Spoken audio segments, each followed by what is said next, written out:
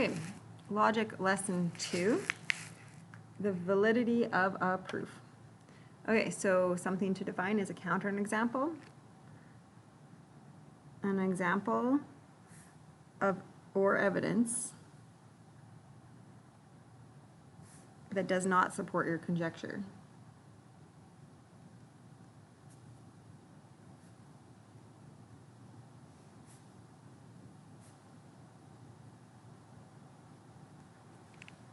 Okay, so looking at this, 4 squared equals 16, 1.5 squared equals 2.25. Thus, the square of a number will always be larger than that number. So the square, so 16, is always greater than what we squared.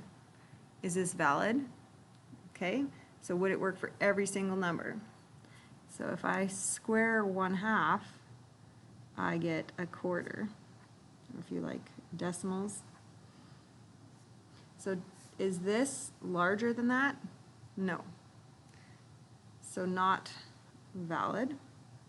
And here is an example of why not. So here we can talk about reasons why proofs are not valid. So sometimes people start with a false assumption. They did an error in their reasoning, an error in calculation, or faulty logic. Okay, so the first one, all girls have long hair. Linda is a girl, therefore Linda has long hair. So we're connecting this to this, so the connections are all right, but all girls have long hair. That is not true. So this one is that there was a false assumption made. Okay, cats are mammals. That's true. Mammals have warm blood. That's true. Therefore, cats have 4 legs. This has no connection to the statements that we were making, so therefore it's faulty logic. We weren't logically putting it together. A Mercedes-Benz is a luxury car. Jake drives a luxury car. Therefore, Jake drives a Mercedes-Benz.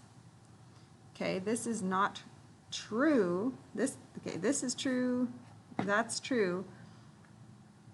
But we aren't reasoning properly, because what if Jake is driving a Porsche, right? There are other types of expensive cars. So this is improper reasoning.